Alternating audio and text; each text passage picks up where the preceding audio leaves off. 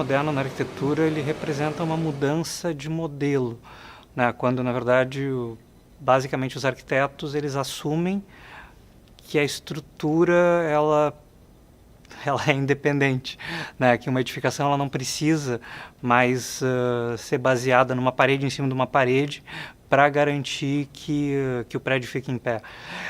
Junto com isso, ele propõe toda uma mudança de forma de se relacionar com a cidade, com as pessoas e com a própria edificação, né? A arquitetura moderna ela prioriza, então, essa questão da fluidez do espaço. A planta livre e, ao mesmo tempo, a ideia de pilotis, ele permite que as pessoas passeiem, né, sem limite, estabelecido tanto dentro do edifício quanto pela cidade, né? Quando o pilotis levanta o prédio, né, do chão, ele permite que tu tenha uma praça gigantesca na cidade, né, com alguns pontos de acesso para, digamos, para o corpo da edificação.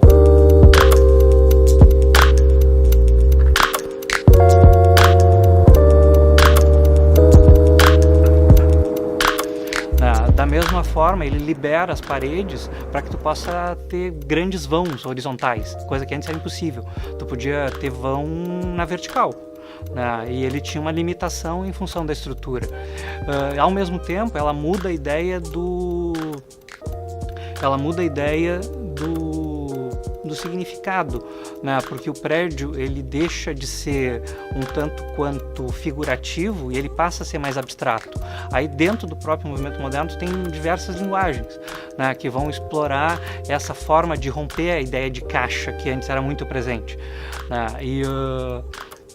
Então isso também é difícil para as pessoas entenderem, né, porque elas estão muito acostumadas, assim, desde cedo a ter uma determinada leitura do que é uma edificação, né, e então até hoje aceitar essa diferença do que é feito durante o movimento moderno, dependendo do preparo, da cultura da pessoa, é meio chocante. Eu me lembro de uma entrevista de uma pessoa bem importante na cultura do Rio Grande do Sul, criticando o Palácio da Justiça, criticando esse prédio, porque para ela era uma caixa. Mas, ao mesmo tempo, o prédio que ela citava como referência, na real, era uma caixa, só que tinha ornamentos.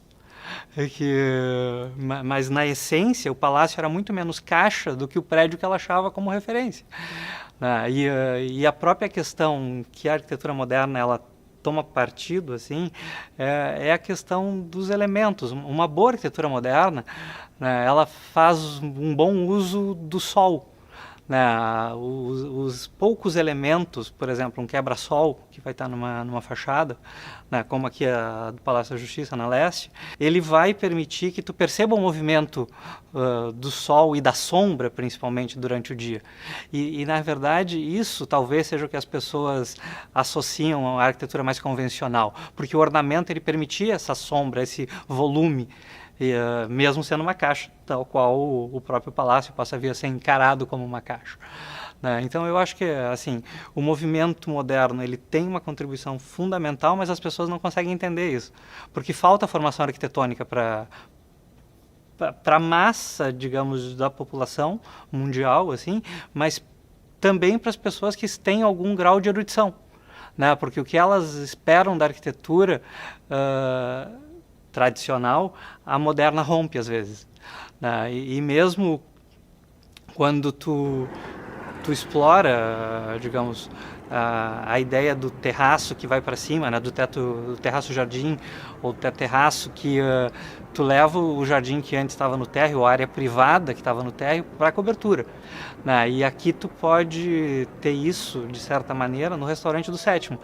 porque tem um rasgo naquela fachada norte que, na verdade, funciona como um mirante, né, que permitia, quando o prédio foi concebido lá em 52, que tu enxergasse o Guaíba, né? E hoje tu já tens outros edifícios que a demora na construção do palácio também ela ocasionou, né? Tipo, se ele fosse construído muito rápido, né, a partir do concurso de 52, o entorno seria todo de casas, no máximo de 2 pavimentos. Como essa demora foi muito longa, ele só foi inaugurado em 68 e incompleto, né, todo o entorno começa a subir. Então tu tem uma leitura diferente do prédio no seu sítio original, ou do que ele foi concebido lá no concurso pelo Luiz Fernando Corona e pelo Fayet. Pelo Carlos Maximiliano Fayet, são os dois arquitetos coautores, né, do projeto original do concurso.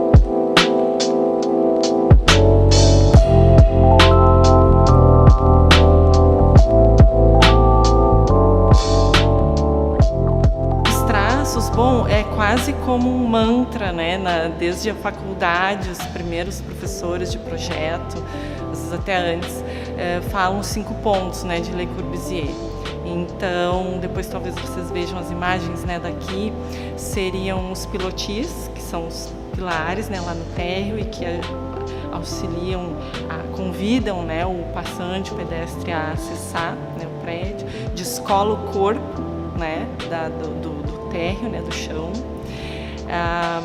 Depois nós temos a planta livre, que é como nós temos aqui os pilares, né, esses pilares eles têm uma modulação que se repete, né, em todo o prédio. Essa modulação nas fachadas leste e oeste, ela é par, então a subdivisão delas gera as esquadrias, esse módulo de esquadrias. E como consequência, um vai levando ao outro, né? Como consequência, nós temos a fachada livre, porque os pilares estão, a última linha está descolada da fachada. Né? E a fachada livre, né? As esquadrias, elas são uma fita, como também é um termo que nós usamos, né? Tu não vê nenhum elemento estrutural, né? Que suporta essa fachada, né? E acho que já citei os 4, aí falta o terraço-jardim, que é o que nós temos, seria o 5º, né? E temos no último andar, que depois talvez vocês possam, né, já viram as vistas, temos uma vista belíssima da cidade.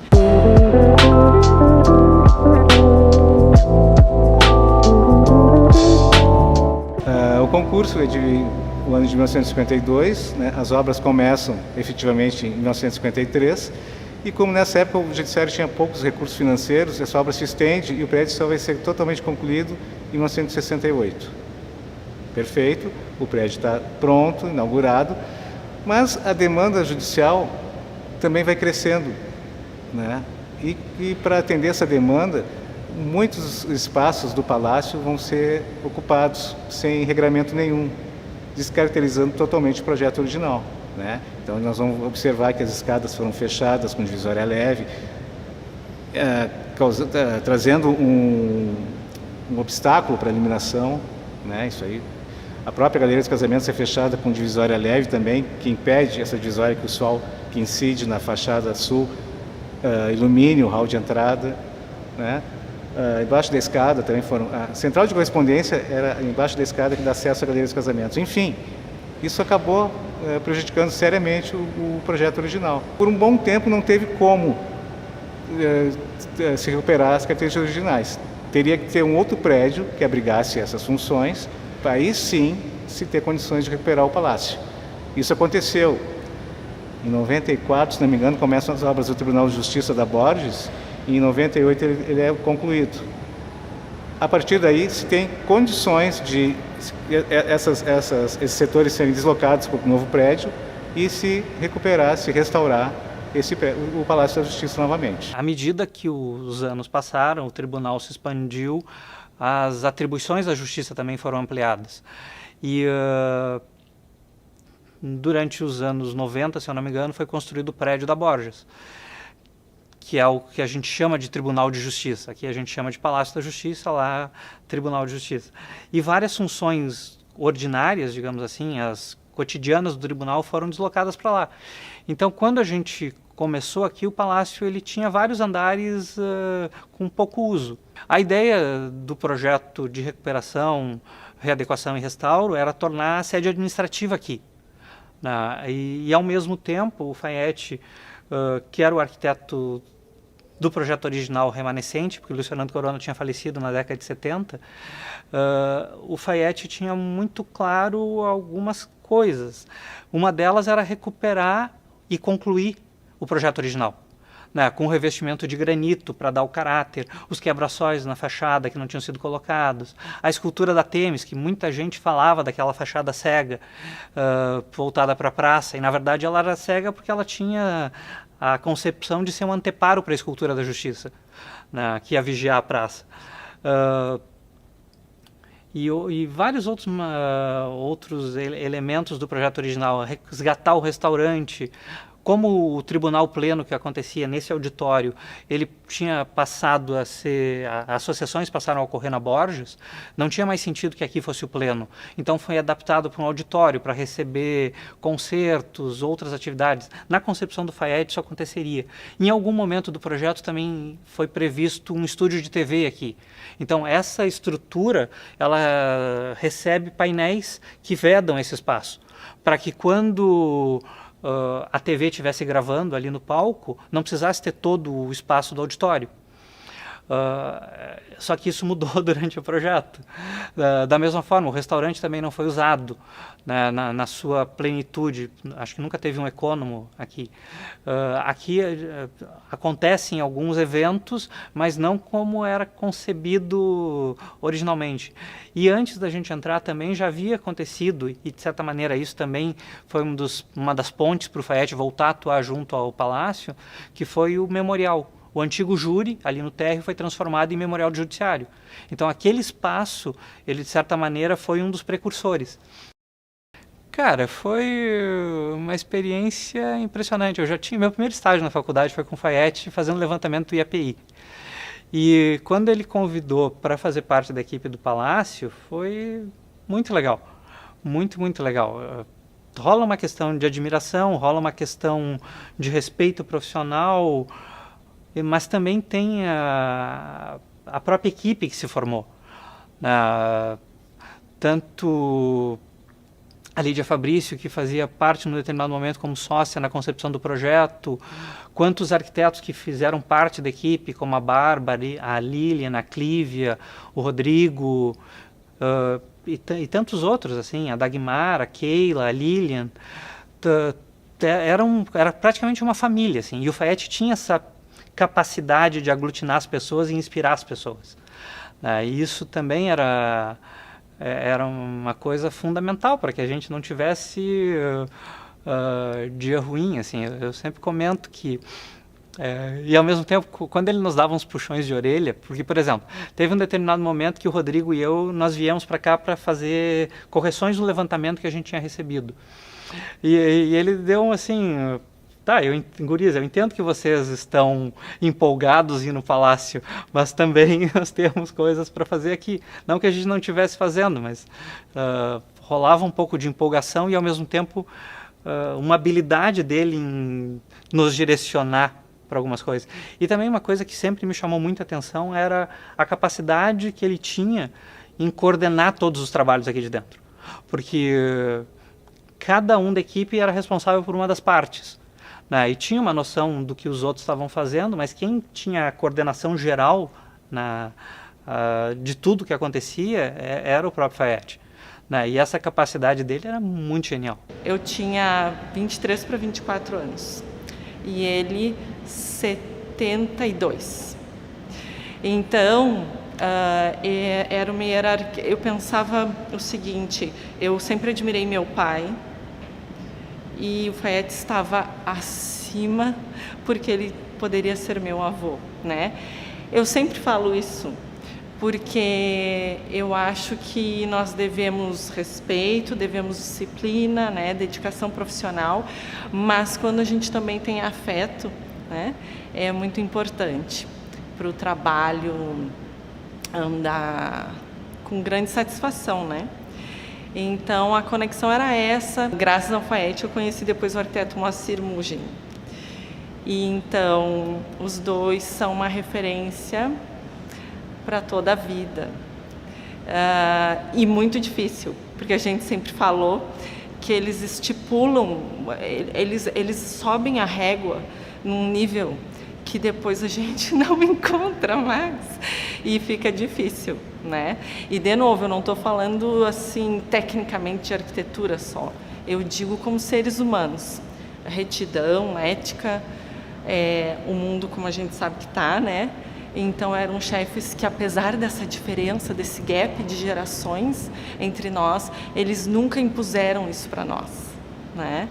A gente se sentia assim, mas sempre nos deixavam com muita tranquilidade e muita generosidade para nos ensinar. Então a gente dava tudo que podia pelo trabalho. Então, né, esse prédio, todas as fachadas têm uma força. A fachada sul, né, exibe a escultura da deusa Tebes, né? É uma escultura de 9 metros de altura, pesa em torno de 6 toneladas. E essa escultura fazia parte do projeto original.